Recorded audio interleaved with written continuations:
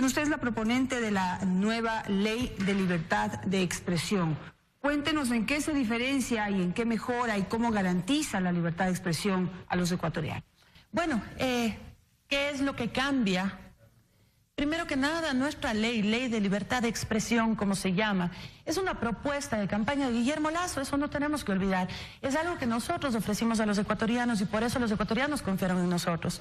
De hecho, la propuesta era que esta ley se incluya dentro de la consulta popular una pregunta para que los ecuatorianos nos digan si estaban o no de acuerdo con que siga en vigencia o esta se derogue.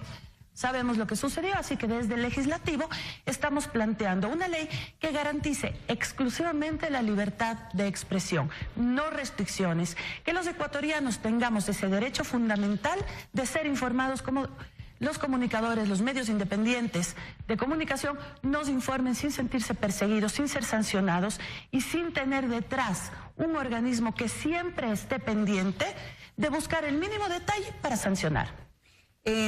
A ver, la actual ley de comunicación aprobada en junio del 2013, el principal problema que tiene es que está llena de subjetividades y está sujeta a la interpretación de la autoridad de turno y a los intereses políticos, partidistas que tenga esa autoridad. Eso ya lo probamos. Así es. ¿Cómo evitar esto? ¿Cómo limpiar el cuerpo legal de todas las subjetividades que tiene? ¿Esto es algo nuevo totalmente o es una reforma, es decir, una parchada de la ley anterior? No, Janet, lo que estamos haciendo con este proyecto de ley es derogar la actual ley de comunicación. Durante 4 años de vigencia de la ley de comunicación en Ecuador, esto es lo que hemos tenido. 859 procesos en contra de medios y periodistas, y creo que no debo ni siquiera comentar mucho aquí en el canal porque ustedes han sufrido la constante persecución de quienes supuestamente están llamados a velar por la comunicación en el país. 401 procesos iniciados de oficio y funcionarios públicos, 458 denuncias, tenemos 527 sanciones, 324 sanciones que corresponden a multas, 137 amonestaciones escritas y 54 fueron obligados a pedir disculpas públicas y tenemos un total aproximado de recaudación de multas de $531.000. Esto es el resultado de la ley de comunicación durante 4 años. Claro, cuando vemos $531.000, decimos, bueno, ¿qué pasó con esta plata? Estamos viendo que se quebraron medios de comunicación pequeños, radios y las constantes multas que se han estado planteando. ¿Qué es lo que han conseguido? Que el periodismo de investigación cada vez sea menor en el país. Creo que es el momento más adecuado para que nos demos cuenta lo necesaria que es una prensa hoy en el país. El caso Odebrecht, que tiene a todo el país conmocionado, nos tiene a todos preocupados, incluso en la Asamblea Nacional, que no podemos seguir trabajando tranquilamente mientras esto no se solucione. ¿Cómo nos enteramos? Por la prensa internacional. Si es que este escándalo no saltaba a nivel internacional, yo me pregunto, ¿nos enterábamos en Ecuador? ¿Tendríamos hoy un vicepresidente de la República preso? ¿Tendríamos hoy funcionarios cuestionados? Esa es la pregunta que yo me hago. La ley de comunicación actual, entre los principales problemas, críticas, cosas absurdas que tiene, están 2 y quisiera hablar sobre ellas. Una es que se haya usado esta ley para declarar a la comunicación como un servicio público. Y la otra es, quisiera que hablemos sobre el famoso artículo que, si no me equivoco, es el 26 del linchamiento mediático. Eso ha sido motivo de burla y motivo de risas a nivel internacional. Por la manera en la que se aplica, y de ahí les cuento cómo se aplicó aquí en este canal, que fue no solamente absurda, sino descarada y abusiva. Recuerdo aquella vez que interrumpieron su programa durante 8 minutos para hacer lo que ellos llaman linchamiento mediático en contra suya y de su programa. Lo que pasa es que esta ley actual tiene un grave problema. Puede ser utilizada de una manera nefasta como fue utilizada por el expresidente Rafael Correa. Puede tener un cambio de forma en la actualidad con el actual presidente Moreno, pero sigue ahí. Puede dentro de 4 años venir otro tirano y nuevamente utilizar esta ley como fue utilizada anteriormente. Así que los ecuatorianos tenemos que estar protegidos. El famoso linchamiento mediático. Lamentablemente en este país estuvimos 10 años acostumbrados a que se legisle, a que se administre justicia, a que se sancione los días sábados. frente a un micrófono. Ahí los ecuatorianos sufríamos linchamiento mediático. Como digo, a ustedes, los comunicadores, no hace falta ni siquiera que les diga la etapa de horror que vivimos. Y los ecuatorianos comunes y corrientes, ¿cuántas veces se nos mencionó en la sabatina? Pero nosotros no teníamos derecho a la réplica. O el famoso derecho a la réplica que ellos utilizaban al cortar un programa de televisión a cualquier hora para pasar sus cadenas nacionales. Pero en esta nueva ley está eliminado el tema del linchamiento mediático. Por supuesto. Janet, nosotros tenemos normas dentro de la legislación ecuatoriana que están ya para regular cierto tipo de cosas, como por ejemplo, nunca vamos a estar de acuerdo con que se haga apología de un delito que se incita a la violencia en ningún medio de comunicación. Para eso hay jueces competentes, para eso está el Código Integral Penal. Y no poner este tipo de autoridades que de acuerdo al genio con el que se levantan, sancionan o no. 2 semanas atrás me parece que fue cuando colapsó este puente en Guayaquil, que no voy a decir ni el nombre este momento para que no tengamos después problemas. La autoridad, ¿qué fue lo que hizo? Sacó una sanción o una solicitud al medio de comunicación de Guayaquil porque no le gustó el titular. Hemos tenido en el país un cambio de formas, más no de fondo en este momento con el gobierno. Sí, no nos insultan los días sábados y todos estamos agradecidos y aplaudimos. Tan estuvimos acostumbrados a que se nos maltrate todos los días, que ahora que no nos insultan decimos, vaya, qué maravilla. Y eso no puede suceder. Claro que sí, hay que corregir por lo que usted dice principalmente, porque no sabemos, digamos, en este gobierno se puede respetar y se puede no aplicar la ley como se ha ofrecido, pero si mañana viene otro tirano, ¿qué vamos a hacer? Y vuelve a aplicar esta herramienta nefasta. Entonces hablamos de que no va a tener linchamiento mediático. ¿Qué va a pasar con el tema de servicio público que está atado a la Constitución? Bueno, esa es una revisión que tenemos que hacer porque la comunicación es un derecho humano. Tenemos derecho a comunicar, tenemos derecho a ser comunicados. No estamos hablando como el agua, la luz, el teléfono, ese es un servicio público, el alcantarillado, que pagamos una tasa para que tengamos ese servicio. Los seres humanos nacemos libres. ¿Qué pasa si es que el día de mañana simplemente nos quedamos sin medios de comunicación, sin redes sociales, que ojo, que también se querían regular, y simplemente nos quedamos en un apagón de información, así como los que les gustan las elecciones, un apagón de información? Estamos atentando con la libertad y el derecho que tenemos cada uno de nosotros. La comunicación es un derecho humano, no un servicio público. Pero allí toca ya implementar una reforma mucho más profunda en la Asamblea Nacional. Efectivamente, tendremos que plantear las enmiendas, que les gusta esa palabra, necesarias ante la Corte Constitucional. Porque eso también realmente a nivel internacional es algo que es incomprensible, cómo en un país se pudo haber declarado un derecho degradarlo a servicio público, porque es eso, no hay nada más importante que un derecho. Y el derecho a comunicarse, desde mi punto de vista, por supuesto, es hasta más importante que o igual que el de la vida. Porque ¿para qué quiere uno vivir si uno no puede decir lo que uno piensa, si uno no puede decir lo que uno siente, si uno no puede pedir lo que uno quiere? Entonces, pues ya vivir se vuelve casi absurdo. Así es. En otro tema que hay dentro de la ley de comunicación, hay algunos detallitos. Usted dice que se necesita hacer reformas para poder rescatar, por ejemplo, el periodismo de investigación, que es el que finalmente presenta más explicado y más en detalle las cosas que suceden en un país a la población ecuatoriana. Y dentro de esta ley y del COIP se prohíbe, por ejemplo, el uso de cámaras escondidas. Y fíjese que esa era una herramienta muy importante para poder hacer investigación periodística. Porque en alguna ocasión, les cuento por ejemplo, analizamos el tema del aborto en el Ecuador y había muchos sitios clandestinos en donde se practicaba el aborto y donde incluso morían muchas mujeres sin que nadie se entere, porque eran clandestinos. Eso lo descubrimos con cámaras escondidas y se lo presentamos a las autoridades competentes para que puedan tomar acciones. Ahora eso ya no lo podemos hacer a menos de que el delincuente o la persona que en este caso atenta contra la vida nos dé permiso de hacerlo. Entonces hay algunas cosas ahí que obviamente tienen que ser reguladas, que tienen que ser usadas con mucho criterio, pero que necesitan ser rescatadas. Los periodistas tienen que tener absoluta reserva de su fuente. Ustedes logran conseguir una información que necesitamos saber todos, incluso a cómo hemos estado viviendo en estos 10 años, era peligroso decir cómo se obtuvo o no esa información.